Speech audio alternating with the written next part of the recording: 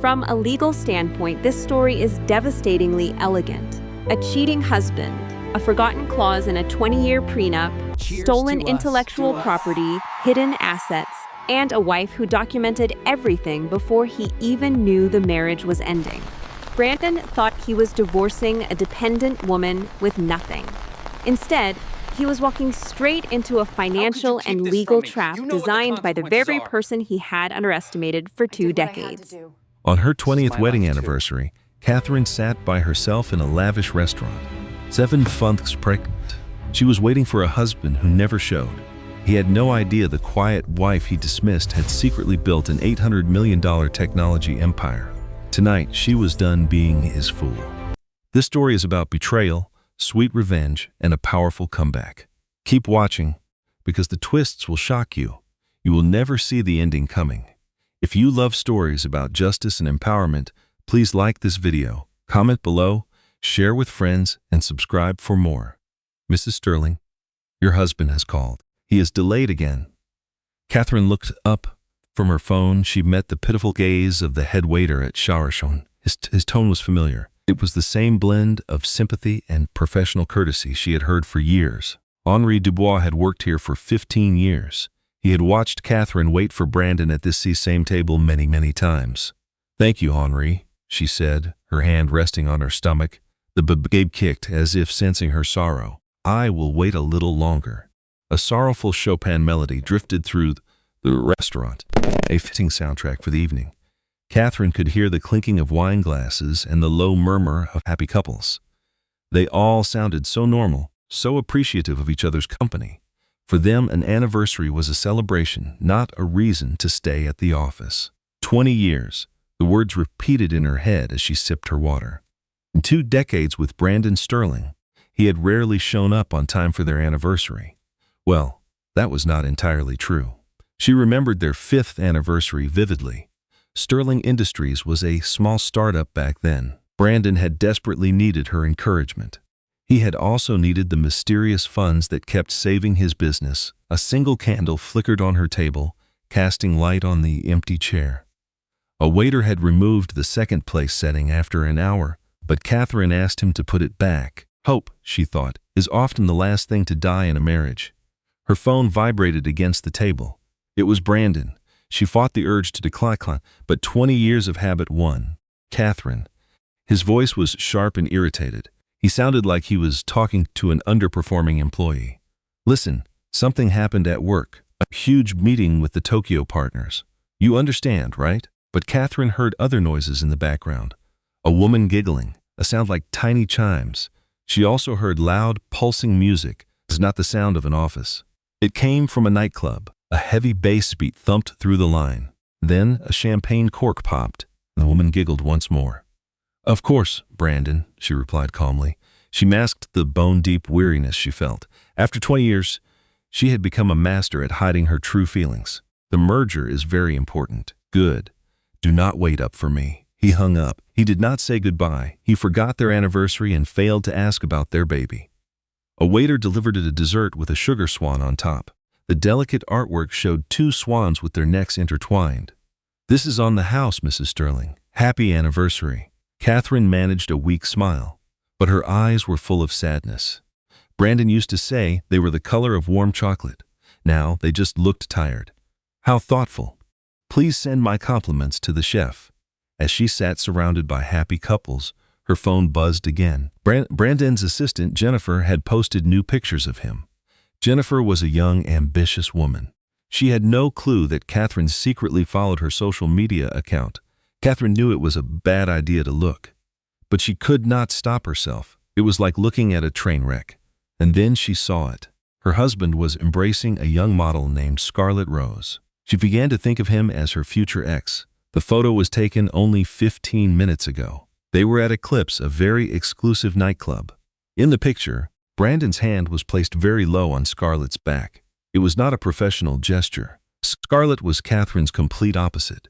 She was 23, blonde and rail-thin. Her expensive dress revealed a lot of skin. Catherine took a long, slow breath. It was a calming technique she had learned in her yoga class. She always attended that class alone. She examined the picture more closely. Other executives from the company were there. They were all celebrating with drinks. So this was his important Tokyo meeting. The waiter returned to her table. "Will there be anything else for you?" "Just the check, please," Catherine said, her voice even, though her heart was shattering. She signed the bill with Brandon's credit card. She made a mental note to cancel it very soon. Catherine decided she would call her lawyer in the morning. Not his lawyer or their shared family lawyer. It was her own personal lawyer, one of her many secrets. Henri brought her coat, a gift from Brandon 5 years ago. That was from a time before his assistant started buying all his presents. "Mrs. Sterling," Henri said with kindness, "you are worthy of so much more." Catherine looked at him, startled by his personal remark. She remembered Henri had a daughter about her age. "Thank you, Henri," she answered quietly. "I believe you are right." She stepped out into the pouring rain. Her driver was waiting with an umbrella. She would call Patricia Morrison first thing tomorrow. Patricia was the most feared divorce lawyer in New York. She specialized in cases involving hidden assets.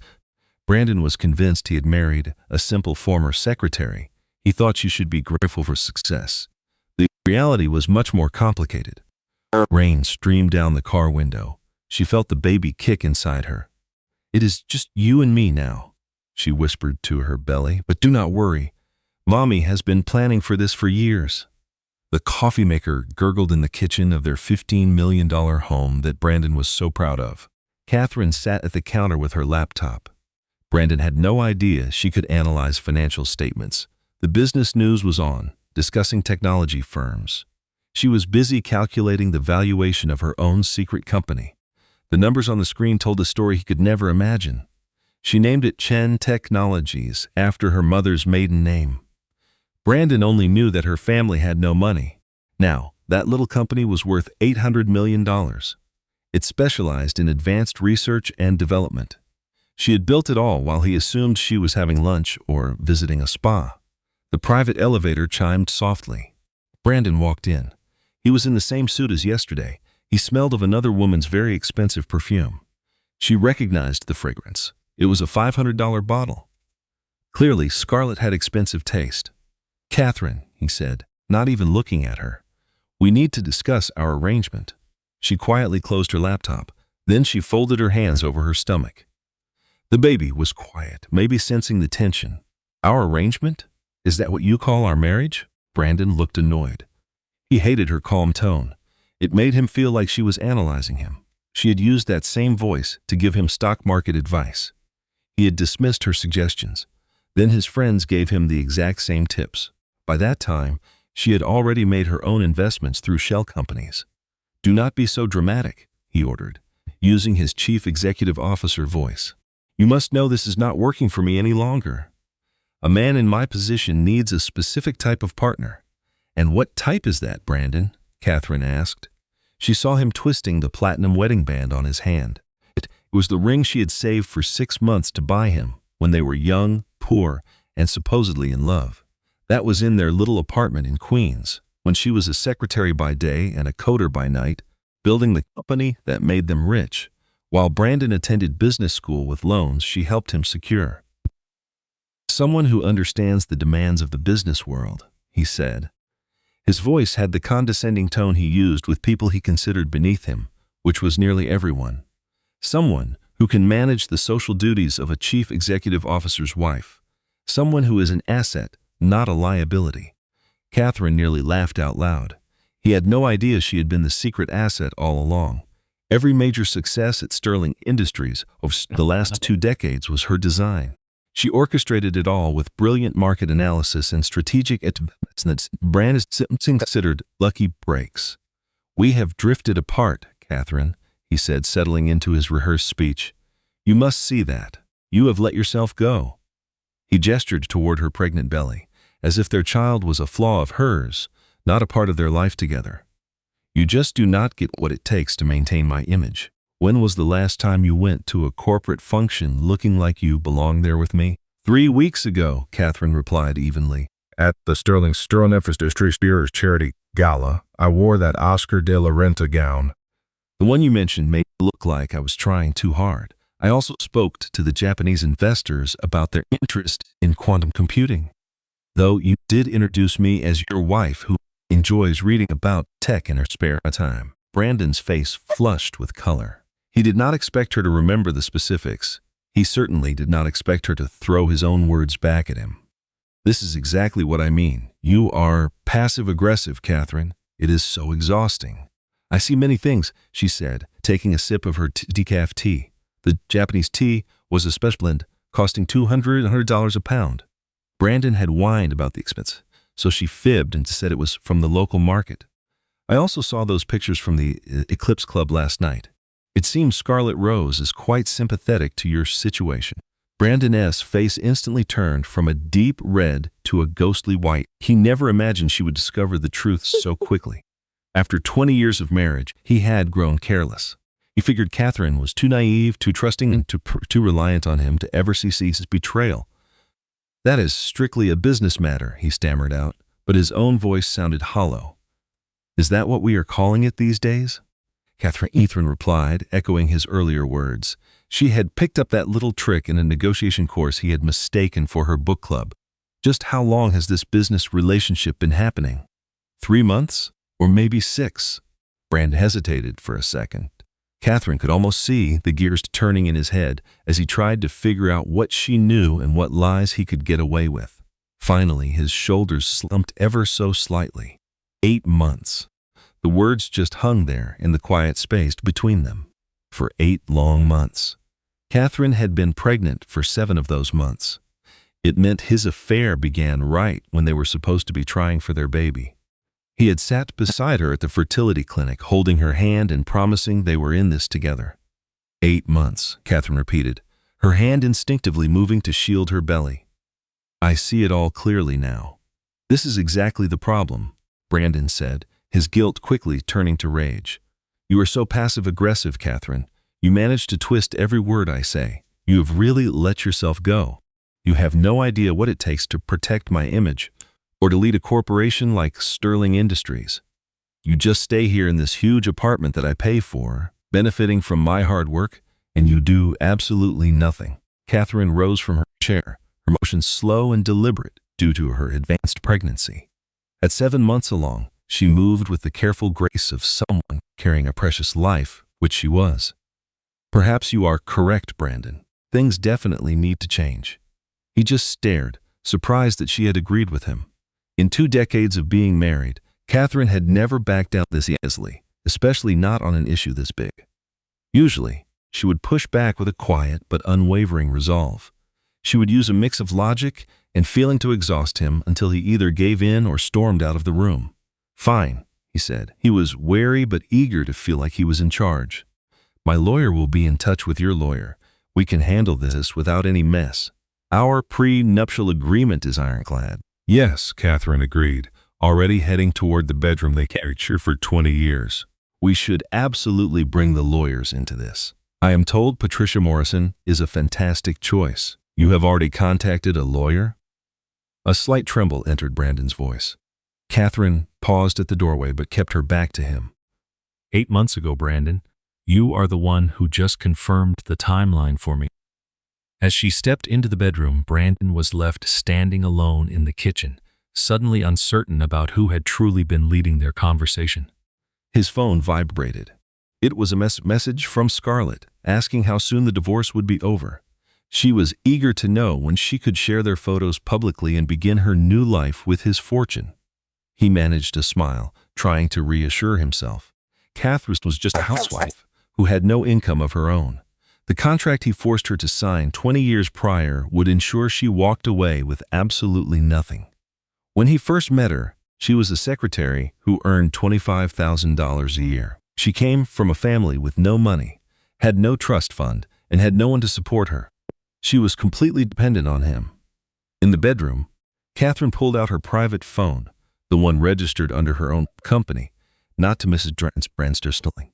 She typed a single message to David Park, her assistant at the business Brandon had no idea existed. The time has come for Project Renaissance. David's response came back in an instant. All the materials have been prepared for the published document. The legal department is on standby. The press is alerted. Your empire awaits your direction. Catherine smiled. a genuine smile that had not appeared in months. How many other women heard who seems dismissive words from their wealthy husbands? She wondered as she gathered her belongings. How many were informed they were being cast aside for a newer version, like an outdated car that had lost its use? How many were told they offered nothing of value, when in truth they were the unseen pillar supporting everything? She pulled out the high-end luggage Brandon had given her on their 10th anniversary, from a time when he still paid attention to such details, and began to pack a few selected items. She ignored the gaudy jewelry he had purchased to display his wealth. Instead, she packed the things that truly mattered, like official documents, computer hard drives, and the photographs of her parents he had never shown any interest in. Her phone began to ring. The name Patricia Morrison appeared on the screen. Catherine. Patricia's voice was friendly but professional. David informed me that you are ready to proceed. He asked me for a divorce this morning, Catherine explained. He also confessed to an affair that has been going on for 8 months. And I trust that is recorded. Everything that happens in our penthouse is on video, Catherine confirmed. It was a security measure that Brandon insisted on. He just never bothered to find out who controlled the recorded data. Patricia let out a laugh. This is precisely why you are my #1 client. You have been getting ready for this moment for 20 years. Most women do not make plans so far in advance. Most women have faith in their husbands, Catherine said. She folded a simple black dress. It was the same dress she had worn at her father's funeral. The one Brandon had said made her look impoverished. I lost my trust in Brandon the day he forced me to sign that prenup without allowing my lawyer to review it. That was the moment I realized I needed to create my own empire. Speaking of your empire, our financial experts discovered something peculiar in the accounting records of Sterling Industries. Catherine paused her packing. Is that so? Brandon has been using proprietary algorithms to guide his stock market investments. They are incredibly sophisticated algorithms that appear to cast market movements with confusion. They seem to be the type of algorithms that could only be developed by a genius with a deep knowledge of both the financial markets and computer science. Well, imagine that, Catherine said, her voice completely flat. What is truly remarkable is that these algorithms are an exact copy of the ones officially owned by Chen Technologies, the very company you have been quietly developing for 2 decades. He has been stealing my work. It was a statement, not a question. For approximately 10 years, he has generated hundreds of millions of dollars in earnings that he has claimed were the result of his own business savvy. Catherine, this goes far beyond a simple divorce. We are looking at a huge case of corporate espionage. Catherine sank down onto the bed, feeling the baby kick just as she placed a hand on her stomach. Patricia, I need you to gather all the supporting evidence, but please do not submit any legal documents just yet. We need to let Brandon believe he is still in command for a while longer. The prenuptial agreement he is so very proud of contains a fidelity clause he has likely forgotten. Being unfaithful during a pregnancy renders the entire contract null and void. You have been aware of that specific clause for 20 years, have you not? I am the one who wrote it, Catherine admitted. Brandon was so focused on safeguarding his future wealth that he never looked closely at the details that could invalidate the whole thing. His attorney was fresh out of law school and was desperate to please him.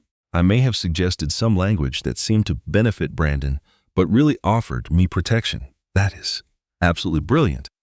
When are you planning to reveal the existence of Chen Technologies? Catherine glanced around the bedroom at all the designer clothing Brandon had selected for her.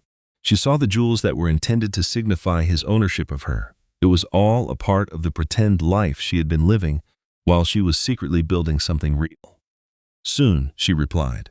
But before that, let him reveal his true character to the world. Let him parade scarlet around the entire city.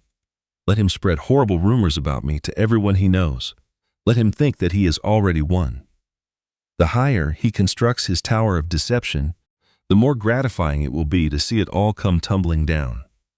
The conference room at Patterson Morrison's and Associates smelled of rich leather and victory. The windows stretched from the floor all the way to the ceiling, giving a flawless view of Central Park. The law firm occupied the entire 40th floor of a building more historic than many towers in Manhattan. Its reputation was cemented by the framed pictures of famous clients lining the walls. There were senators, famous actors, and more than a few billionaires who came for help with their complicated divorces. Brandon sat across from Catherine, while his attorney, a Wall Street predator named Marcus Fitzgerald, shuffled documents as if he were short on time. Marcus was the perfect lawyer for Brandon. He was known for being ruthless, incredibly expensive, and completely lacking a moral compass. The light bounced off his Rolex watch as he arranged his papers, a subtle display of wealth that Brandon appreciated. "Let us move this along," Marcus said, his words clipped and leaving no room for pleasantries. "My client is an extremely busy man. The prenuptial agreement signed 2 decades ago was exceptionally clear. In the event of a divorce, Mrs. Sterling was entitled only to what she possessed prior to the marriage." Patricia, who was representing Catherine, was the complete opposite of Marcus. Her voice had a gentle quality, but it held a powerful undertone. Her calm demeanor was a mask for her sharp intellect. She put on a pair of plain reading glasses, which were probably very expensive, and lifted the agreement. Patricia had been practicing law for 30 years. She had managed divorces for wives of 3 Supreme Court justices and had never lost a single case involving hidden assets. Brandon mentioned that Catherine had brought no assets into the marriage.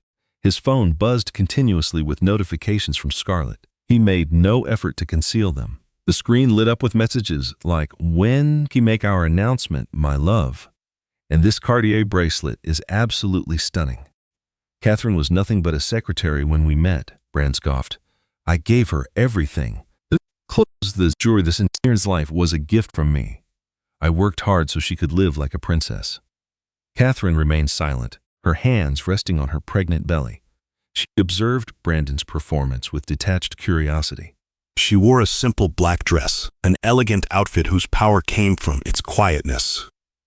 Brandon never understood the strength of subtlety. His phone began to ring. He looked at the screen, then at the room. "I must take this. It is about the Tokyo deal." "Please go ahead," Patricia said smoothly. "We will be here." Brandon stepped into the hallway, his voice carrying through the glass. "Scarlett, baby, I already told you I am at the lawyer's office. Yes, the divorce is almost final. Yes, you can start looking at wedding venues." Marcus shifted uncomfortably in his chair. Even he seemed to realize his client was sabotaging his own case. When Brandon returned, Patricia had spread several documents across the table. "Mr. Sterling, while reviewing your prenuptial agreement, I found a fascinating clause on page 18. Marcus snatched the document and scanned it. His reading speed was legendary in legal circles, a skill that helped justify his $2,000 an hour rate. "What clause?" "This is a standard prenuptial agreement from 20 years ago." "It may be standard," Patricia replied, her voice a precise blend of courtesy and menace. "However, Section 18R 3.2 contains a nullification clause." She read aloud. "In the event of infidelity during a pregnancy that results in the neglect of marital duties, this agreement becomes void." An absolute stillness fell over the room. Brandon's phone fuzz buzzing. It was a new message from Scarlett, this one showing a picture of wedding dresses. "That is absurd," Brandon yelled, his face flushing a deep red. "Neglect? I am right here. I have not neglected a thing." "Were you present for your 20th anniversary dinner last night?" Patricia asked evenly. "Or the 12 doctor's appointments you missed? What about the 3 ultrasounds? Or the birthing class you called foolish? Because that is what doctors are for." She picked up a tablet and began swiping. "We have records of your 8-month affair with Miss Monroe, including credit card receipts for $5,000 at Tiffany's last month and $12,000 at Bergdorf Goodman last week. We also have the private jet you took to Miami when you told your wife you were in Boston for a business trip." Marcus was flipping through the papers, his usual calm completely gone. "This is all circumstantial. We also have the hotel receipts," Patricia continued, her tone unchanged. "The penthouse suite at the Four Seasons was billed to Sterling Industries for client entertainment. I am merely curious which client required champagne, strawberries, and a couple's massage." She swiped again, And then there are the social media posts where Rose refers to you as her future husband, starting when Mrs. Sterling was only 1 month pregnant. This one is particularly charming. It is a photo of Miss Rose wearing a necklace that says BS forever. I assume BS stands for Brandon Sterling, and not what one might otherwise think. Brandon's phone rang once more. It was Scarlett. He declined the call, but Catherine saw the text that appeared right after. Have you dumped her yet? Honey, the wedding planner needs a deposit.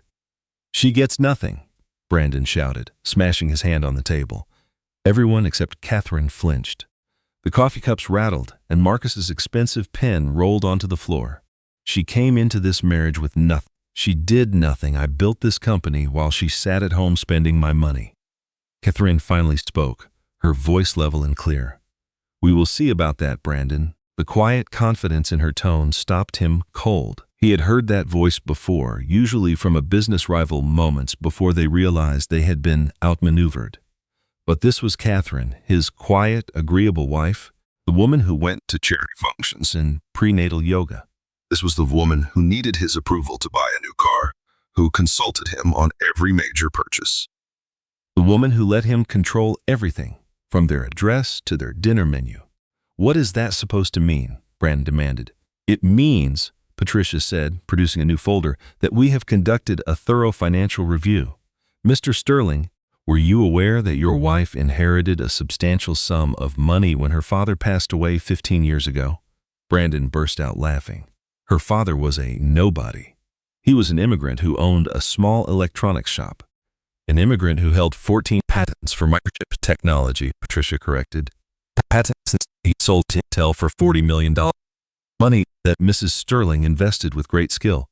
That is impossible. I would have known. Would you have? Catherine asked quietly. When did you ever ask about my family, Brandon? When have you ever shown any interest in a success that was not your own? Marcus stared at the new documents, his face growing paler by the second. Brandon, we need to have a private discussion. Furthermore, Patricia added, there is the matter of intellectual property theft. The proprietary software Sterling Industries has used for the last 10 years, the software that generated nearly $300 million in profit, was created by Mrs. Sterling and is owned by her company. Her company? Brandon's voice was barely a whisper. Catherine does not have a company. Patricia offered a small, knowing smile, like a chess master announcing checkmate. Chen Technologies was incorporated 20 years ago, one day after your wedding. Its current valuation is $800 million. The silence that followed was heavy and absolute. Marcus, who had been nervously clicking his pen, froze. Brandon's phone, which had been buzzing constantly, was now still. It was as if even Scarlett sensed that the world had just shifted. You are lying, Brandon whispered. Catherine rose from her chair slowly, her movements graceful despite her pregnancy. Brandon, for 20 years, I ran a technology empire while you thought I was planning dinner parties. Every major victory at Sterling Industries happened because I secretly manipulated market conditions in your favor. Every brilliant idea you thought you had came from conversation concessions I carefully engineered. You did not build an empire. You were playing in a sandbox that I built for you. She walked to the window and looked down at Central Park. The prenup is void because you cheated on me during my pregnancy. Intellectual property theft is a federal crime. You were unfaithful to me while you were stealing from me. So the question is not what I get in this divorce, Brandon. The question is whether I file criminal charges or simply allow you to walk away with a shred of your dignity. Brandon's phone buzzed. It was Scarlett again. Brandon, pick up. The wedding planner is here. He stared at his phone, then at Catherine, then at the papers on the table that proved his wife was worth more than 10 times his own value. This is not over, he said, but his voice was thin and weak. No, Catherine agreed, turning to face him. It is just beginning. 3 days later, inside a building Brandon never knew Catherine owned, the real story unfolded. The 40-story glass tower on Madison Avenue was the headquarters of Chen Technologies, though the sign outside simply read Madison Business Center. Catherine had purchased it 10 years ago through a shell corporation. She had paid in cash, a sale that made real estate headlines, but her name was never attached to it. The building alone was now valued at $200 million. Such is the nature of Manhattan property. When Catherine stepped out of the private elevator, the entire atmosphere on the floor changed. The quiet, timid housewife Brandon thought he knew was gone. Here, she was Miss Chen, the brilliant CEO and founder. She commanded respect through her intellect, not through intimidation. "Good morning, Miss Chen." Her assistant, David Park, greeted her. He seemed relieved to finally use her real name. David had started working for her 15 years ago, after she spotted his genius during a guest lecture at T. "Miss Chen, Tokyo is on the line awaiting your approval for the merger," another assistant reported, holding out a tablet. "Also, Forbes is calling again. They are very eager to feature you in their Women in Tech issue." "Tell Forbes not just yet," Catherine said. She settled into her executive chair, which had been custom designed for pregnant CEOs after she found standard models uncomfortable. After 20 years in the shadows, Catherine could finally breathe in her own office. Her husband, Brandon, believed this space overlooking Central Park was where her book club met. But the walls told the truth. They were lined with awards and patents, all in her maiden name, celebrating her groundbreaking work in the tech industry. "David," she said as her computer displays came to life, "play Brandon's last voicemail for me." Her husband's slurred voice, heavy with alcohol, filled the office. "Catherine, I am being generous by offering you the apartment. Do not be stupid. You know you are nothing without my money. Just take the deal and stop embarrassing yourself. This ridiculous story about you owning a company is just sad. Nobody believes you." David looked incensed, ready to leap to her defense. "Should I draft a response? I could always send him our latest quarterly earnings report." "No," Catherine said calmly, her eyes fixed on the financial data streaming across her screen. "He can think whatever he likes. What is the update on our stock? It has climbed 12% since last quarter. Your AI division alone is valued at $300 million, and the quantum computing team landed a major defense contract. That adds $500 million over the next 5 years. So, Chen Technologies now has a value of $843 million. Catherine gave a small smile. "That is quite an achievement for a useless secretary." David was so familiar with her whole story. "Why did you keep your achievements secret for all this time? Why did you put up with his terrible treatment, especially as he became more cruel?" Catherine looked out at the skyline and felt her baby move. "Patience is something my father taught me well.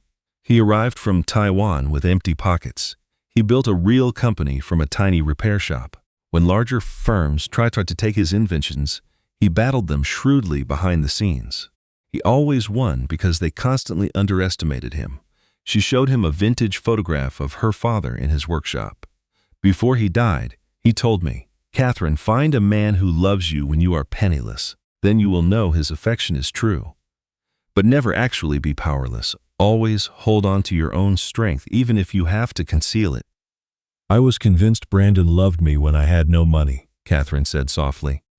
"That is why I never told him about my inheritance. From his patents, I inherited $40 million, plus us another $20 million from his insurance and investments. I let Brandon believe my father only left me with his debts. He accepted it easily because he loved playing the hero." Then she pulled up a detailed market chart covering the past 2 decades. "Take a look here. Can you spot the trend in every major success at Sterling Industries? About 3 months before each breakthrough, my own company made strategic moves that paved the way for him. When he had to expand into Asia, I had already established connections.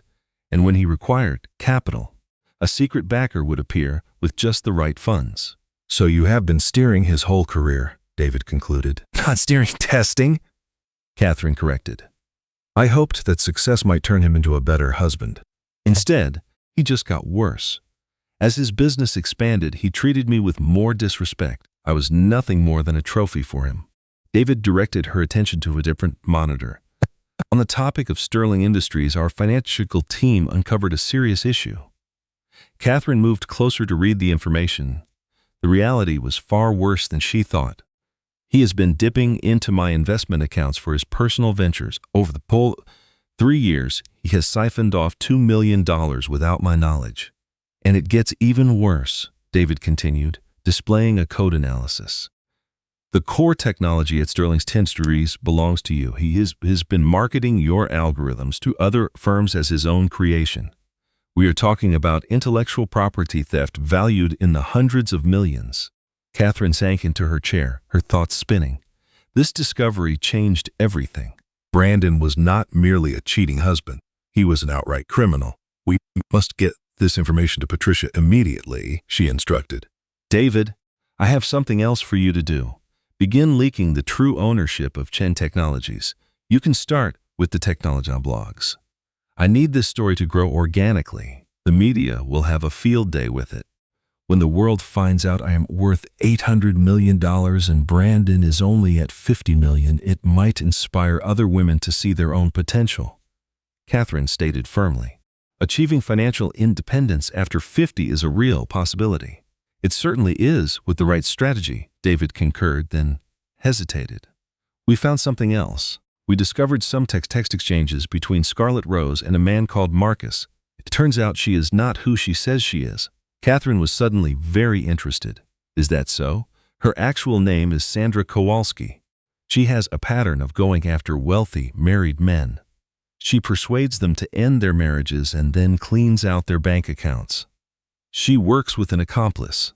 They have been planning to go after Brandon for more than a year, beginning with that conference in Las Vegas. Catherine laughed, but there was no humor in it. Naturally, she was manipulating him from the beginning. Do you want us to inform him? David inquired. Catherine considered it for a second. No, he would never believe it.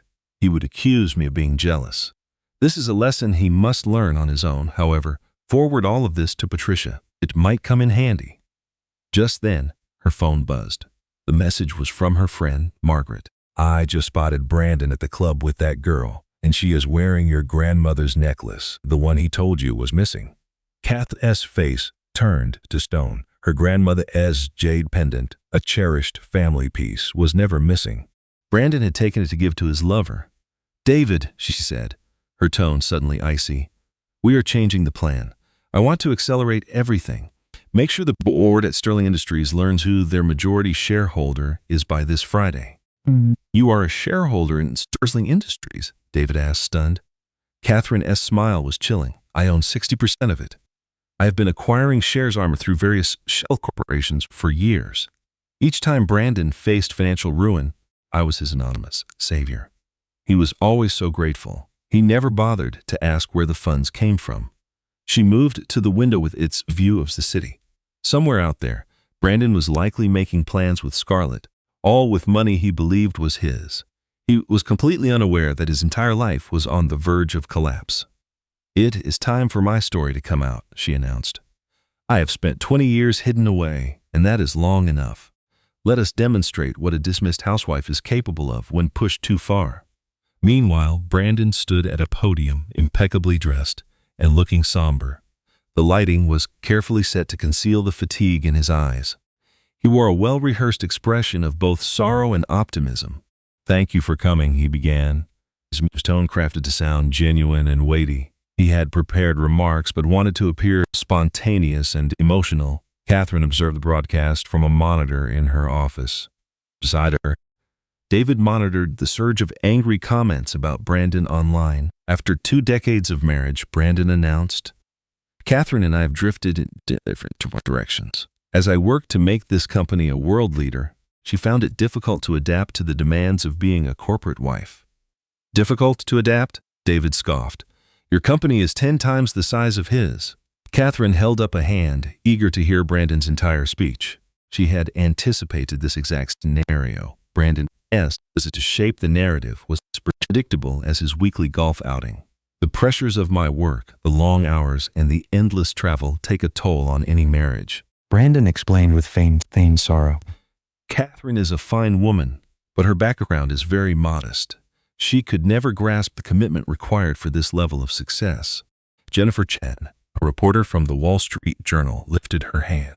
Catherine had been her anonymous source for years.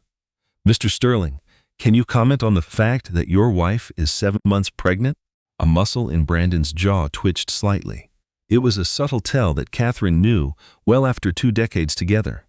He was furious but struggling to conceal it. Our prenuptial agreement ensures Catherine will be provided for. I am not the villain in this story. My former wife played no part in my achievements. For 20 years, she has benefited from my labor, and I have been more than fair. A journalist from a technology publication then asked a question. Can you confirm rumors of your engagement to Miss Rose? Brandon's expression shifted into what he hoped was a modest Scarlet. Rose, I have found a true partner who grasps the nature of ambition, drive, and sacrifice. At that moment, Scarlet emerged from backstage and camera flashes erupted. She was wearing a designer gown that Catherine recognized instantly. Catherine had given it to charity last year, having worn it only once to an event Brandon failed to attend. The bitter irony we struck her. Scarlet raised her hand, flashing an enormous diamond that shone brilliantly. Brandon asked me to marry him last night. We are thinking of a spring wedding, just a small ceremony, with our closest friends and family. Small means $1 million wedding in the Hamptons, David muttered. Catherine switched off the screen. He really is his own worst enemy, is he not? He is getting hammered online, David reported, holding out his tablet. The tag "Our Poor Catherine" is going viral. People are sharing old pictures of you two, from before Sterling Industries even existed. You both look incredibly happy. Catherine saw a photo of her and Brandon in their tiny apartment in Queens. She wore a plain dress. He was in jeans, and they were both grinning as if finding each other was the greatest prize. She recalled that day perfectly. It was the day they got engaged, and Brandon had sworn he would give her the world. In a way, she thought, he had kept that promise.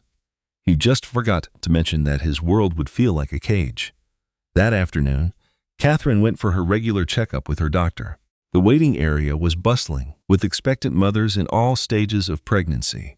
Some women had loving partners by their side, while others, like Catherine, sat by themselves.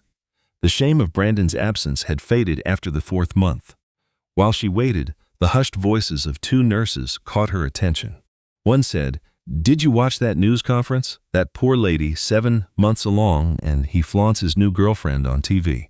The other replied, "A guy like that always looks for a younger replacement. But truly, his wife is lucky to be rid of him. Think about being married to that awful man for 20 years. The first nurse sighed. But to be cast aside after 20 years. She likely has no job skills or personal savings. Wealthy wives rarely do. She will get some money from the divorce, but not enough to maintain her old life." A small smile touched Catherine's lips as she hid behind her magazine. She was reading the latest tech journal, featuring a story on new AI breakthroughs in medicine. The article quoted the secretive head of Chen Technologies, who was interviewed by a protected email. The reporter had no idea they were communicating with the pregnant woman in that very waiting room. Then, her phone buzzed. It was Patricia Morrison. "Catherine, you must listen. My finance team discovered something worse than fraud. Brandon stole your investment formulas, the ones you created. He is selling them to rivals and claiming they are his. This is a mass case of corporate theft." "What are the damages?" Catherine asked. "It could be hundreds of millions. Catherine, we can ruin him completely. We are talking criminal charges and lawsuits that would leave him with nothing." Just then, a nurse called her name and Catherine rose. "Patricia, I am not interested in ruining him. I have a better idea. I want the truth to surface naturally. Let him continue to make his own mistakes. The more trouble he gets into, the more satisfying the outcome will be." Patricia paused. "You are planning for the long term." "I have been planning for 20 years, Catherine answered. "I can be patient for a little longer. In fact, I hope he marries Scarlett." "You want him to marry that fraud?" "I want him to have precisely what he desires," Catherine explained. "A youthful, beautiful woman who supposedly gets him. Let him find out the true cost." Meanwhile, Scarlett Rose was lounging in a private spa suite. Her phone was glued to her ear during her 3rd facial that week, all paid for by Brandon. The spa employee worked quietly, accustomed to wealthy customers ignoring her presence. "Babe, this guy is such a fool," Scarlett said. Her voice, normally sugary for others, turned rough and low for her actual boyfriend. "Marcus, fooling Brandon is simpler than we imagined. He really thinks I love him." In the adjoining room, Catherine's private investigator listened intently, adjusting his surveillance equipment. He captured every word with crystal clear quality. The divorce settlement is the only problem, Scarlett complained, admiring her $40 manicure. That pathetic wife of his has a prenuptial agreement, so she will not get a lot.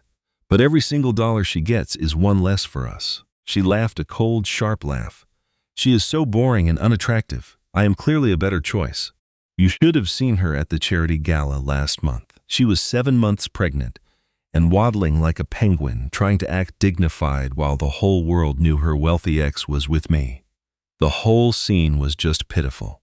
All those women who preach about female solidarity just sorry for her. So, how long before you can leave him and get your share? Marcus asked. My attorney says at least 18 months, just so it seems legitimate. But you will not believe this. The idiot agreed to marry me without a prenup. Can you imagine? He forces his wife to sign one, but he thinks I am special.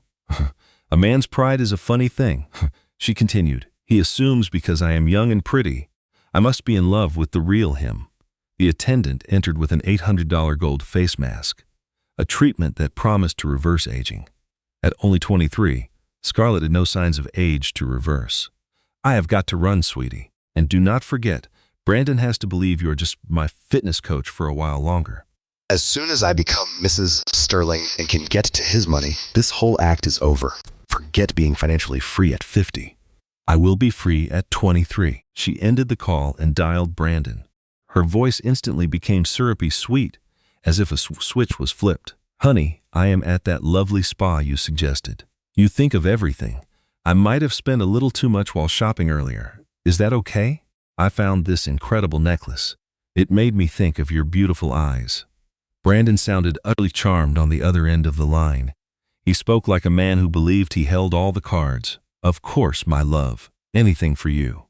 Catherine never cared for beautiful jewelry. She said a diamond was only compressed carbon. Can you believe that? She had no romantic soul. Scarlett purred into the phone. She sounds dreadful. How did you endure 20 years with her? I wonder the same thing. But now I have you, a woman who truly gets what it takes to be with a man like me. 3 hours later, Catherine listened to the recording. She sat in the baby's room, surrounded by the gentle yellow and green colors she had chosen. She knew she was having a daughter, but the room was for any child. Brandon never bothered to ask. He was too occupied with his Instagram, posting pictures with Scarlett where he looked like a desperate man chasing his lost youth. This woman is an expert, the detective explained to Catherine on a secure line. You are her fourth target. The others were too ashamed to go to the police after she cleaned them out. One of them even ended his own life. Catherine's voice was steady. Forward the recording to Patricia, but hold off on making it public. I want him to marry her. He must experience the full result of his actions. You really want him to marry her? The baby kicked, and Catherine smiled. He is getting precisely what he asked for, a young, beautiful partner who appreciates his status. Let us see how that works out for him. The greatest revenge is not when you crush someone. It is when you allow them to ruin themselves as you observe. That night, Brandon took Scarlett to the country club. This was the club where Catherine had been a member for 15 years and a board member for 10. It was where she secretly built relationships that benefited Brandon's career, all without his knowledge. Catherine was attending the monthly charity board meeting. Brandon had forgotten about it, despite her text reminder that morning. She was dressed in a graceful maternity gown, wearing her grandmother's pearls. He knew nothing about these pearls, just as he knew nothing about the jade necklace he had taken from her. He had never shown any interest in her family. He entered with Scarlett clinging to his arm. Her dress was too revealing for the traditional club. Her laughter was boisterous, and her movements were overly theatrical. Catherine was seated with her fellow board members, women over 50 who knew her well. They had seen her downplay her own importance for 2 decades. Catherine, my dear, Brandon announced, his voice booming for all to hear. You should be at home resting, not trying so hard to keep up. Late nights like this are bad for a woman in your condition. The entire room went silent. 200 of the city's elite stared. The president of the club, Eleanor Fitzgerald, who had no connection to Brandon's lawyer, was shocked by his disrespectful tone. Catherine rose from her chair, slowly and deliberately. She commanded the room's attention, much like she did in boardrooms. Brandon never knew she entered. The baby gave a small kick, a silent show of solidarity. "Brandon," she said, her voice ringing through the silent space. "I have been a part of this world for many years. It is truly surprising how much husbands miss about their wives' lives." She walked towards him with measured steps. The other board members looked on, visibly pleased by the unfolding scene. They had been waiting for this moment. "You are correct about one thing, though. I need to be more selective about my company. Certain individuals are no longer deserving of my energy." A murmur went through the crowd. One guest whispered, "Wait, isn't this her club?" Mrs. Fitzgerald then stood up. "Mr. Sterling, perhaps you are not aware, but Catherine is the proprietor of this establishment. She has owned it for 15 years. She purchased it with her own funds when it was struggling and built it into the premier club in the city. Every single improvement, every influential member, and every successful charity event was because of her." Brandon's face went white. Scarlett's grip on his arm tightened as her mind raced to process this new information. "That cannot be true," Brandon sputtered. "You were a secretary." "I was employed as a secretary, Brandon. That is not the same thing. It is like the difference between building an empire and stealing someone else's blueprints." Catherine then turned to the assembled guests. "Now, if you will pardon me, I have a business call with my team in Tokyo. Some of us have real companies to manage." She walked out, leaving a stunned Brandon in her wake. Scarlett's fingernails dug into his arm. "You said she was a nobody with nothing," she hissed. "This changes everything for us." Miles away, David Park was working in Catherine's actual office overlooking Central Park, not the small one Brandon had belittled. He supervised a team of investigators across 3 monitors. The work on Scarlett Rose, real name Sandra Kowalski, had uncovered a con so elaborate, Catherine might have admired its cleverness if it had not been so vicious. "We have a complete file on Scarlett," the lead investigator explained on a secure call. She has a specific method. She goes after married men when they are weak, like during a midlife crisis or a business failure. She studies them for a long time, learns their deepest desires, and then she transforms into their perfect woman. Catherine listened, her hand resting on her stomach. The baby was restless all morning, as if sensing her stress. There were other men. 3 were confirmed, with 2 more likely. A CEO in Chicago lost $4 million in just 18 months. A real estate developer in Miami lost $6 million and his entire company. A Texas senator had a messy affair but paid her to keep it quiet. He is still in therapy. Why were there no charges? They were too humiliated. These are powerful men who cannot admit a beautiful woman fooled them with kind words. She is smart, making every transaction look like a generous gift. To prove the relationship was real, she keeps detailed records. She has love letters, photos, and videos. She builds a story that would easily convince any judge. Catherine reviewed the financial records for Sterling Industries. Her board seat at a holding company gave her access. Scarlett had already taken $2 million from Brandon in just 3 weeks. If this continues, she will bankrupt him before the wedding. "Should we tell him?" David asked, but his tone said he knew the answer. Catherine paused for a moment before shaking her head. "He chose this path. Besides, would he even listen to us? He would accuse us of being jealous. An arrogant man like Brandon can't accept he was tricked the same way he tricked me." Her secure phone buzzed. It was a message from another board member at Sterling Industries. They were calling an emergency meeting. Brandon wanted to sell off company assets. They needed her shares to stop him. Catherine smiled. "If it is leak the first details about Chen Technologies, send it to TechCrunch. They've been asking about the new company in quantum computing." "How much should I share with them?" David asked. "Just enough to get them hooked. Mention it is worth over $500 million. Note the founder values privacy. Hint that they have contracts with Fortune 500 companies. Let the reporters do the rest. They can't resist a good mystery." Later that afternoon, Catherine attended the monthly charity luncheon at the Carlisle Hotel. She was 8 months pregnant. She moved a bit slower, but with her usual grace. She was dressed in elegant maternity clothes that spoke of quiet wealth. She wore her mother's pearl earrings, which Brandon disliked because they were not flashy enough. Margaret Wilson was waiting and had saved Catherine a chair. "You look radiant," she said, then whispered quietly. "Unlike your future ex-husband, who looks like he's aged a decade in a month. Right on schedule, Brandon walked in with Scarlett. He was obviously drunk. His face was flushed and he stumbled slightly. Scarlett clung to his arm, her eyes sweeping the room like a predator searching for prey. The confrontation started during the cocktail hour. Feeling brave from the whiskey and Scarlett's encouragement, Brandon approached Catherine's table. She was seated with 6 other influential women, including a federal judge, a best-selling author, a finance executive, 2 physicians, and a university president. "Ladies," he slurred with false charm, before turning his attention to Catherine. "You look exhausted, Catherine. The divorce must be taking a toll. I suppose it is difficult fighting a war you are guaranteed to lose." "Actually, I have never felt more refreshed," Catherine replied without glancing up from her phone. She was closing a $40 million deal. "It is amazing how much energy you have when you cut toxic people out of your life." Scarlett let out a well-rehearsed giggle. "Brandon worries about you so much, don't you, sweetie? All by yourself, with no one to lean on. It must be hard being in your 50s with nothing but a failed marriage."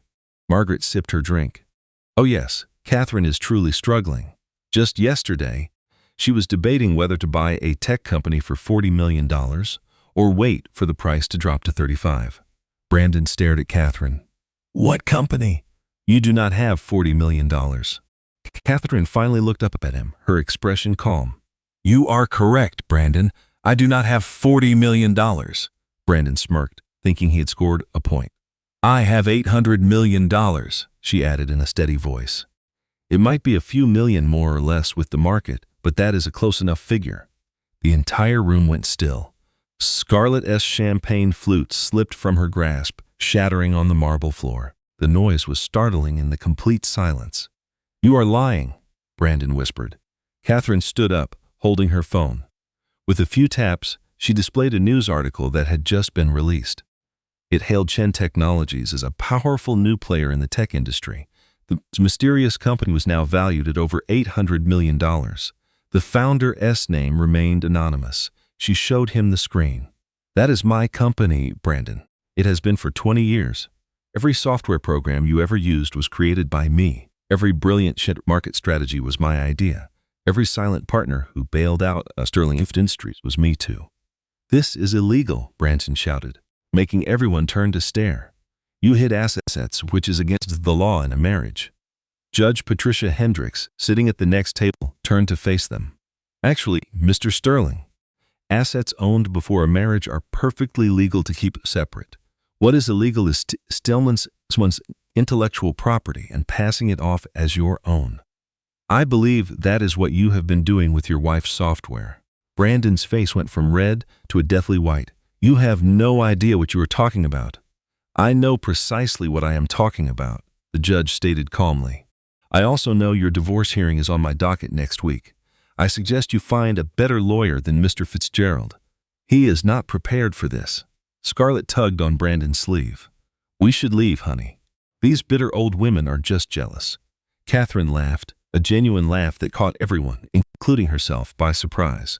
"Scarlett, or should I say Sandra Kowalski? I may be many things, but jealous of you is not one of them. By the way, how is your real boyfriend, Marcus?" Scarlett froze in place. "I have no idea who you are talking about." "Really? Then I guess you will not mind if I play these recordings for Brandon." Catherine held up her phone. "You know, the ones where you call him an old fool and lay out your plan to take every penny he has." "Those are fake," Scarlett snapped. "It came out too fast." Brandon looked from one woman to the other, his anger turning into confusion. "What recordings?" "The ones from the spa this morning. Would you like to hear them, Brandon?" "Do you want to know what your new partner truly thinks of you?" Scarlett grabbed Brandon's arm. "She is lying, baby. She is just a sad ex-wife causing trouble. Let us just go." But Brandon was looking at Catherine, really seeing her for the first time in years. She was 8 months pregnant with his child and showing him proof of her own incredible success, and he had chosen the woman who destroyed their lives. "Play them," he said, his voice quiet. Scarlett pulled on his arm, trying to get him to leave. "Brandon, do not." But he just brushed her hand away. Catherine pressed the screen.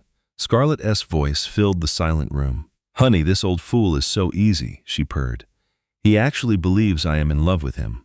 The only sound was the recording. Brandon's face crumpled as he heard Scarlett call him a pathetic idiot and mock his desperate need to feel young again. He heard her detail her plan to leave him with nothing. When the recording was over, Scarlett was already heading for the exit. "That is not me," she insisted. "It must be artificial intelligence." "It is you," Brandon said weakly. "That is how you talk when you think no one is listening." Scarlett's sweet facade finally crumbled. "You are just another walking midlife crisis with a checkbook. At least your wife was smart enough to protect her assets. You just handed yours over to me." She walked out, her heels clicking loudly on the floor. Brandon swayed, looking utterly destroyed.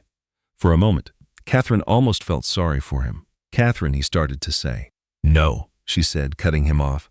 "Do not say anything.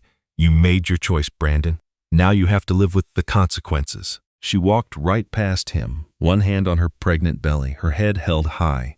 She heard Margaret whisper, "Now that is how a woman with class handles a cheating man." The Sterling Industries boardroom was thick with tension. The emergency meeting was called with just 2 hours' notice. Brandon entered, trying to look confident. He thought this meeting was damage control, a way to manage the scandal and protect his image. He had run this board for 15 years. These were his allies. "Gentlemen," he began, completely missing the annoyed glances from the 3 women on the board. "I know there are concerns about my personal life, but let me assure you," Mr. Sterling, the chairman, Robert Blackstone, cut in. His voice was like ice. "This meeting is not about your divorce. It is about a request from the majority shareholder." Brandon let out a hollow, forced laugh. "What majority shareholder? I own." The rest was divided among 15 investors. Robert repeated. "This morning, we learned several holding companies are owned by one person. Mr. Sterling, the primary shareholder, is on the speakerphone with us now." The phone at the center of the huge conference table lit up. "Good afternoon, everyone." Brandon's blood ran cold. He recognized that voice instantly. For 20 years, he had heard it ask about coffee or remind him of appointments. But this time was different. It carried a strength he had never known. "Catherine," he whispered. "Actually, it is Miss Chen." The voice corrected him. "For 5 years, I have owned 60% of this company. I bought shares whenever you needed cash, but refused to sell your own. You were thrilled about those secret investors. Were you not?" The board members exchanged glances. Some had sensed something was amiss, but never guessed the truth. Martha Rodriguez, the head of finance, was already on her laptop. Her eyes widened as she clicked through the files. "This is illegal," Brandon shouted, slamming his fist on the table. "This is insider trading and fraud." "Everything was completely legal," Catherine's calm voice replied over the speaker. "I have always hired excellent lawyers, Brandon. For 20 years. You just never noticed the bills were not for a divorce lawyer I could not afford."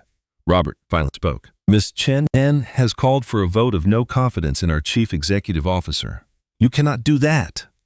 Brandon's face flushed crimson, the veins on his neck popping.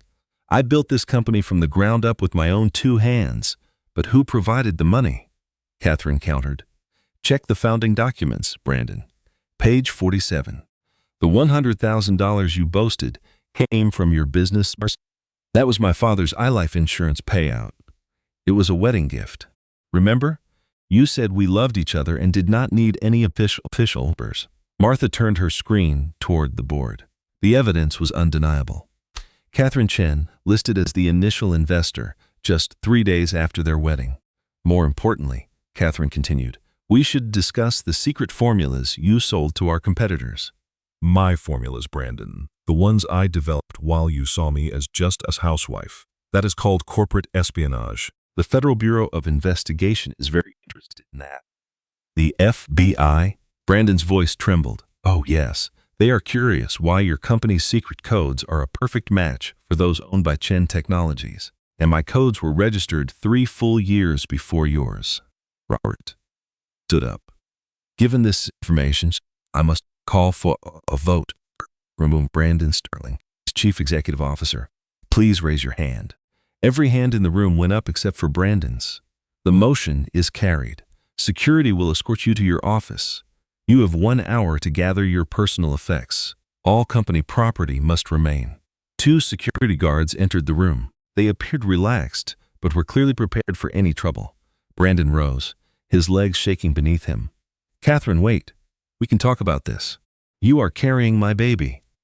Our baby, Catherine corrected him firmly, and she will be raised knowing her mother built an empire while her father tried to steal it. She will learn about finding your strength after 50 and never letting anyone make you feel small. "This is not over," Brandon muttered as the guards closed. "In fact, it is," Catherine stated. "By the way, Brandon, Scarlett left the country earlier today. Her new boyfriend, Marcus, is a wanted man in 3 states. You might want to cancel your credit cards." She went on quite a shopping spree on her way out. As guards led Brandon away, his phone began to buzz uncontrollably. The news was already breaking. TechCrunch ran a stunning headline. "Sterling Industries, secretly controlled by CEO's pregnant wife." The story in Forbes was even more direct. From assistant to secret billionaire, the Catherine Chen story. But it was the Wall Street Journal headline that would sting the most. "Sterling Industries stock jumps as Catherine Chen assumes control." Within 6 hours, the story went viral worldwide. The name Catherine Chen was on everyone's lips. The top hashtag in the country was "Brandon got played." Memes flooded the internet, contrasting his old, proud press photos with the news of his wife's victory. Someone even dug up Scarlett's old mugshot and posted it next to a picture of her with Brandon. The tech blogs were in a frenzy. TechCrunch published a detailed piece titled "The 20-Year Game: How Catherine Chen Built an Empire While Her Husband Took the Credit." They uncovered her patents and old forum posts, which confirmed her deep involvement. Wired magazine released a special feature. "We interviewed Chen Technologies' secret founder 5 years ago. It was Catherine Sterling." The piece revealed that Catherine had been speaking to journalists for years under a pseudonym, accurately predicting major shifts in the tech industry. Brandon was now stranded at a hotel since their house was legally in Catherine's name. It was another brutal discovery. He watched his entire fortune vanish on the evening news. The company's stock was climbing, but he no longer owned a single share. His bank accounts were locked. Scarlett had maxed out his credit cards for $300,000 before she disappeared. His phone buzzed without pause. His first messages were filled with rage. "Catherine, you are a monster. You destroyed my life. Is this how you repay me for 20 years of marriage?" Soon, his tone shifted to pleading. "We can fix this. Our 2 decades together have to count for something. I know I made a mistake." Then came the desperation. "Please, Catherine, I have nothing left. The FBI is looking for me. My lawyers all quit. I am staying at a Holiday Inn." "A Holiday Inn, Catherine." Each was more frantic than the last. Catherine never replied. She was focused on more important matters. She was preparing for the birth of her daughter and the official launch of Chen Technologies. The divorce proceedings took place on a Thursday. Judge Patricia Hendress, known for her no-nonsense attitude, examined the case files. Her eyebrows crept higher with each page she turned. "Mr. Sterling," she began, her gaze fixed on Brandon. He looked pathetic in a cheap, ill-fitting suit. All his designer clothes had been seized as part of the ongoing investigation. "Let me get this straight. You admitted to an 8-month affair while your wife was pregnant. You also stole proprietary algorithms from her company, and you transferred $2 million from her accounts without her knowledge. You also attempted to hide assets from this court. So, what exactly is it that you are requesting?" Brandon's new lawyer was from the public defender's office. No private attorney would take his case without a large retainer. He stammered something about community property and his contributions to the household. "Your Honor," Patricia Morrison interjected, looking flawless as always in an outfit that could cost more than Brandon Essence's entire net worth. "My client's willing to forgive the $2 million you stole. She will also decline to press criminal charges for the corporate theft, though the FBI remains interested. In exchange, she asks for full custody of their child, with supervised visitation. She is not seeking any child support from Mr. Sterling. She is not requesting alimony," the judge asked, surprised. "After a 20-year marriage, my client's net worth was $843 million as of market close today, Your Honor. She has no need for Mr. Sterling's money. She never has. But she does have one final statement." Catherine stood, her pregnancy showing, but her posture radiated the confidence of someone who had already secured victory. Your Honor, I would like to donate any spousal support I might have received to the Manhattan Women's Shelter. The funds will establish a program for women over 50 leaving abusive marriages. I will name it the Phoenix Fund, for women rising from the ashes of their former lives. The judge nodded with clear admiration. That is exceptionally generous. Miss Chen, Mr. Sterling, you are being offered a very fair settlement. Criminal prosecution could result in significant prison time. I strongly advise you to accept. Brandon had no choice. His hand shook as he signed the paper self, officially cutting the final thread to the life he had known. Reporters swarmed the courthouse steps. Catherine, flanked by Patricia David, walked past most of them. However, she paused for Jennifer Chen of the Wall Street Journal, the same reporter who had asked Brandon such pointed questions. Miss Chen, how does this victory feel? Catherine took a moment. This was never about winning. It is about women supporting other women through difficult transitions. It is about achieving financial freedom after 50. It is about showing the world that life is not over when someone discards you. Sometimes, that is exactly when it begins. So what comes next for you? Chen Technologies is going public next month. We are also launching an initiative to help women over 50 start their own companies. And on a personal level, she said, placing a hand on her belly, I am about to become a mother. Nothing is more important than that. Do you have any words for your ex-husband? Catherine considered this carefully. I sincerely hope Brandon learns from this. I hope he realizes that success built on the back of someone else is not true success at all. And I hope he can become a better father than he was a husband. As her car pulled away, she saw Brandon slipping out a side door, trying to avoid the cameras. He looked diminished and defeated. His shoulders were slumped, his powerful walk now a weak shuffle. For just a moment, their eyes locked through the car window. Catherine offered no smile, no hint of triumph. She simply gave a slight nod, a quiet acknowledgement of the past they shared, before turning to face her future.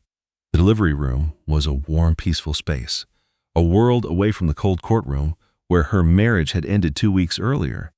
Surrounded by her chosen family, Catherine was now focused on bringing new life into the world. Margaret Wilson held one of her hands, and Patricia Morrison held the other. In the waiting room, David Park paced while a group of Catherine's loyal employees stood by. The entire board of Chen Technologies sent flowers, making the room look like a garden. You are doing wonderfully, said Dr. Sarah Chen, who was not a relation. Just give me one more big push. Catherine pushed with all her might. It was the same strength she used to hide her gifts for 20 years. It was the same will that built a secret empire and survived Brandon's betrayal. Then a new sound filled the room. The first cry of Elizabeth Chen was powerful and clear, letting the world know she had arrived. The nurse gently placed the baby on Catherine's chest and whispered, She is absolutely perfect. 7 pounds and 3 ounces of pure perfection. Catherine looked down at her daughter as happy tears streamed down her face. Elizabeth had her mother's thick, dark hair. When she opened her eyes, they were a soft baby blue. They might turn brown like Catherine's, or stay blue like Brandon's, but Catherine was most amazed by her expression. Her tiny face looked so alert, as if she was already studying her new world. Catherine whispered softly, Hello, Elizabeth. Welcome. This world is not the one I had planned for you. I promise you, it is a much better one. Margaret moved closer with tears in her own eyes. Oh, Catherine, she is so lovely. She looks just like you. Catherine smiled gently and said, She has her own face. She is her own little person from the very beginning. 3 hours later, Catherine was resting in her room after the baby was fed and checked. A familiar figure appeared in the doorway. It was Brandon. He was holding a cheap bunch of flowers with fake, bright colors, the kind you find at a gas station late at night. He looked terrible. The suit he wore in foreign court was now a wrinkled mess. He had lost weight, and his expensive clothes hung on him loosely. His silver hair, usually perfect, was unkempt. He looked every bit of his 58 years and possibly even older. He stammered, may I come in? His voice was unsteady, a sound Catherine had never heard from him before. Catherine looked at Patricia, who stood up right away. I will be right outside, the lawyer said. She gave Brandon a sharp, warning look as she walked out. Brandon awkwardly stepped into the room. He held the sad-looking flowers tightly and stayed far away from the bed. He looked at the sleeping baby in Catherine's arms and said, "She is beautiful. She looks so much like you." "That seems to be what everyone thinks," Catherine replied, her voice flat. He started, "Catherine, but his words failed him. "Scarlett is gone." She took everything she could carry and left. She and her boyfriend planned it for over a year. "The FBI says I was lucky she did not clean me out completely." "I know," Catherine said quietly. "You knew?" His face flushed with embarrassment. "You could have warned me," Catherine responded. "And would you have believed me?" "When did you ever listen to me about anything important, Brandon? When I warned you the Technotron deal was a bad idea. When I suggested you invest in other sectors. When I told you I did not trust Scarlett." Brandon fell silent, then sank into the visitor's chair with a loud squeak. "I have nothing left. My company, my reputation, my money. I am just a consultant now." "No, that is a lie. I am a junior analyst at a company that Chen Technologies owns. My boss is 15 years younger than me." "You have not lost everything," Catherine said, adjusting Elizabeth in her arms. "You have a chance to be a father. A good one this time." The words poured out of him, sounding rehearsed and desperate. "I made a huge mistake, Catherine. You are my wife. We have 20 years of history. We can make this work. I have changed." Catherine just stared at him. She saw him clearly, as if for the first time. El CEO title, his young girlfriend, and his false power. He seemed so small. This was the real Brandon, stripped of all his defenses, and there was not much there. "I was never your wife, Brandon," she said, her voice quiet but firm. "I was your source of money, your strategic planner, your backup plan. I was the woman who made herself smaller so you could feel big, but I was not your wife. A wife is an equal partner. She is someone whose opinions and contributions are valued. You never saw me like that. I can change," he pleaded. "No," Catherine interrupted. "You cannot. And more importantly, I do not want you to. Not for me. I am done trying to fix people. But Elizabeth will need her father. I sincerely hope you can be that for her. A much better father than you were a husband." "How?" Brandon's voice cracked. "How can I be a father when I am nobody, when I have nothing to offer?" Catherine shifted Elizabeth so he could see her tiny face. "You can offer your time, your attention, and a real interest in who she becomes. You can give her everything that you never gave to me. That is worth more than any amount of money. I know this for a fact, Brandon. I had all the money in the world, and it could not buy me a real partnership." Brandon stood up to leave. He placed the wilting flowers on her bedside table. They looked pathetic next to the vibrant bouquets from Catherine's real friends. He said, "What it is worth. I am testifying against Scarlett. The FBI caught her at the airport with 3 different passports." "Good," said Catherine. "Maybe that will save the next woman she tries to fool." Brandon paused at the door. "Catherine, why did you stay for 20 years? With all that money and power, why did you not just leave?" She had asked herself that question many times. At first, it was for love. Then, it was for hope. After that, it was for strategy. "I needed to be sure my own company could stand its own without Sterling Industries." And in the end, she glanced down at Elizabeth. In the end, it was about waiting for the right moment. Everything happened exactly when it needed to. If I had left 5 years ago, or even 10, Chen Technologies would not be here. I would not be this person, and Elizabeth would not exist. Brandon nodded slowly, finally understanding that her plan was always much bigger than he could ever see. He turned and left without saying another word, his footsteps echoing down the hall. An hour later, Margaret returned with a bottle of non-alcoholic champagne for Catherine. For everyone else, she brought the real thing. Patricia raised a glass to Catherine Chen for proving that living well is the best revenge. To Elizabeth Chen, Catherine added, "Who will never have to shrink herself to make someone else tall." As they celebrated, Catherine's phone buzzed. It was an alert. The public offering for Chen Technologies was approved. The company's initial valuation was $1.2 billion. She was a billionaire. She looked down at Elizabeth, who was making soft newborn noises, deciding whether to wake up or sleep on. "Your mother is a billionaire," she whispered to the baby. "But more importantly, your mother is free." The large hall at the Javits Center was packed with 500 women. They were all business owners or women who dreamed of starting their own. The Phoenix Rising Conference, for female founders over 50, had sold out in just 3 days. Hundreds more were on a waiting list. Catherine stood with Elizabeth sleeping peacefully in a carrier against her chest. Her voice, now strong and confident, filled the room easily. On a giant screen behind her, photos showed her journey. There was the young secretary who married Brandon Sterling, the society wife at charity events, and finally, the stunning cover of Forbes revealing her as a tech titan with the headline, "The $1 Billion Secret." "For 20 years, I hid my abilities to protect a man's ego," she began. The room fell completely silent. "I built an $800 million empire in secret, because I thought love required me to be less so he could feel like more." Heads nodded all over the auditorium. Many women there knew that story, with its familiar pain and delayed dreams. "But I want to tell you what I learned on my journey of reinvention," Catherine continued, gently rocking Elizabeth. "A man's ego is his own responsibility. It is not our job to make ourselves smaller so that others can feel secure. We are not meant to hide our intelligence, our ambitions, or our skills." She clicked to a new slide, a chart showing the growth of Chen Technologies over 2 decades. "I started with $60,000 from my father's life insurance. Today, Chen Technologies is valued at $1.2 billion. But this is not really about the money. It is about what this money represents. It represents freedom, choices, and the power to decide what is right for you, not what someone else dictates." A woman in the crowd raised her hand.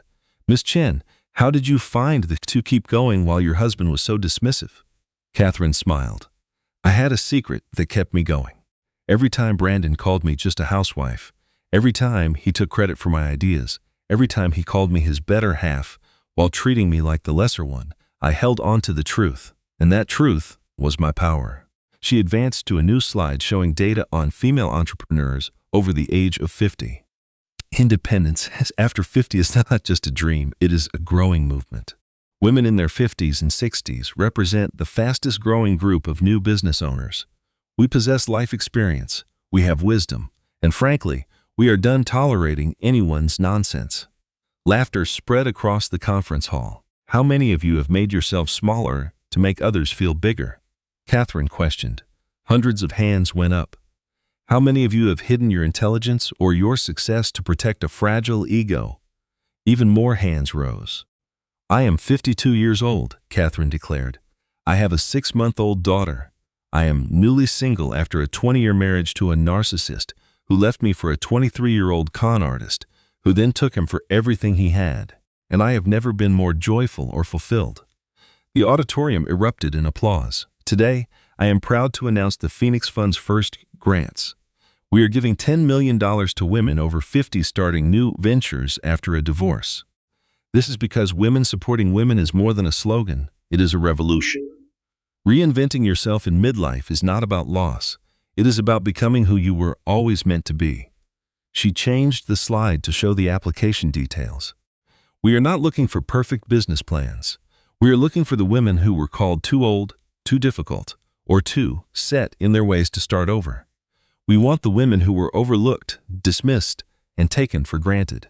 Because those women build empires, not just in spite of their history, but because of it." After her speech, Catherine walked through the crowd. Elizabeth was awake now, charming everyone with her gummy smiles. Women approached to tell their stories, pitch their ideas, and offer their gratitude. A 60-year-old woman, whose ex-husband claimed she was useless, showed Catherine a prototype of her invention. A 55-year-old, whose husband ran off with his assistant, pitched her plan for a consulting firm.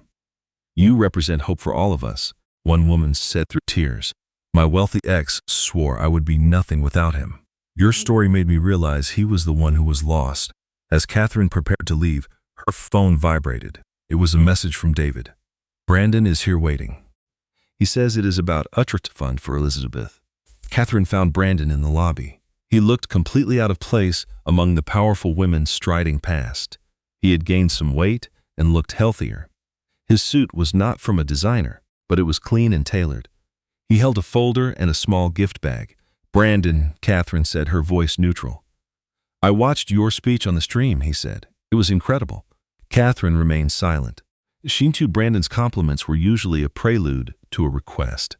"I wanted to give you this," he said, handing her the folder. It is a trust for Elizabeth. It is only $50,000. It is everything I could save from my new job. I know it is a fraction of what you can give her, but I wanted it to be from me." Catherine opened the folder and reviewed the documents. The trust was legitimate and structured, so Brandon had no access to the funds. "It must have taken you a while to save this." 6 months, Brandon confirmed. "I have been in a tiny apartment, taking the subway and cooking my own food. Everything you once suggested, I do, but I was too proud to listen." He then handed her the gift bag. Inside was a small, beautifully carved wooden rocking horse. "I made it myself," he said, a hint of shyness in his voice. "I enrolled in a woodworking class.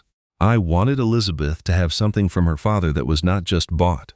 Catherine studied the toy, truly impressed. In their entire marriage, Brandon had never made anything with his hands. He considered such labor beneath him. "Thank you," she said, her voice genuine. "Elizabeth will love this." Brandon nodded and started to leave, then paused. Catherine, about my job at Chen subsidiary number 7. I think I am getting a promotion, not an executive role, just senior analyst. "My boss, who is 15 years my junior, says I am finally learning how to listen. She told me I am a contributing team member now instead of needing to be the star." "That is wonderful, Brandon. That is true progress. I am also in therapy. I am trying to understand why I traded something so authentic for something so hollow. Why I needed to feel superior to feel worthy. Why I failed to value what I had until it was gone." He inhaled deeply. "I am not asking for your forgiveness. I have not earned it. I just wanted you to know that I am trying to be a father. Elizabeth will not be ashamed of." Catherine adjusted Elizabeth in her sling, and the baby cooed happily. "Brandon, Elizabeth will not know you as a CEO or as my ex-husband. She will only know you as her dad. That means you get a clean slate. Do not waste it." Brandon nodded, his posture more confident as he walked away. Catherine returned to Chez Lauren, the very restaurant where her journey began, exactly 1 year later. This time she was not alone, and she certainly was not waiting. She sat at her usual table with Elizabeth in a high chair. Across from her were Margaret and Patricia, with David at the head of the table. They were celebrating the successful launch of Chen Technologies and the Phoenix Fund. Mrs. Chen, Henri, the manager, approached with a warm smile. "Your usual champagne? Sparkling water for me tonight, Henri. I am still nursing, but please, champagne for my friends. We have so much to celebrate." As Henri departed, Catherine lifted Elizabeth onto her lap. The baby let out a joyful, innocent giggle and grabbed for her mother's necklace. It was a gold chain with a Chinese symbol for strength, a gift from her father she never wore with Brandon because he found it too ethnic. "To new beginnings," Margaret toasted. "To the truth finally seeing the light," Patricia added. "To hidden empires now standing in the sun," David said. Catherine raised her water glass. "To every woman who was told when she was nothing without a man. May they all discover they are everything on their own." As their glasses met, Catherine just noticed a familiar figure at the bar. Brandon was not drinking alcohol. He sat with a coffee and a textbook, likely studying for his new role. Their gazes connected across the room. He gave her a small, respectful nod, then returned to his book. Catherine turned back to her new family, her daughter, and the life she had built. Outside, the lights of Manhattan gleamed with possibility. Somewhere in that city, another woman in her 50s was probably waiting for a husband who was not coming home, believing her life was over. But tomorrow she might find Catherine's story. She might discover the Phoenix Fund. She might realize that a late-in-life divorce is not an ending, but a new chapter. She could learn that financial power after 50 is real, that you can heal from emotional pain, and that reinventing your life is a beautiful thing. Elizabeth reached up, patting her mother's cheek with a tiny hand while babbling a sound like Mama. "My darling," Catherine whispered, kissing her daughter's head. "Mama is right here, and she is done hiding." The city lights shone like a galaxy of new stars. Each one was a dream, a second chance, a fresh start. For 20 years, Catherine Chen built an empire in the shadows, only to emerge from her divorce more powerful than ever. The money was never the most important part of her story. What made her journey so powerful was how she helped other women rebuild from the ashes of their past. Catherine would often say to her friends and to herself, "Some endings are just new beginnings you cannot see yet." She taught them that the ultimate victory isn't about getting even with the past. It is about finding your own success and your own freedom. It is about becoming the person you were always meant to be. Elizabeth clapped her hands in agreement. The sound filled the room like a round of applause, as if the world was finally saying, Yes, this is how it should be.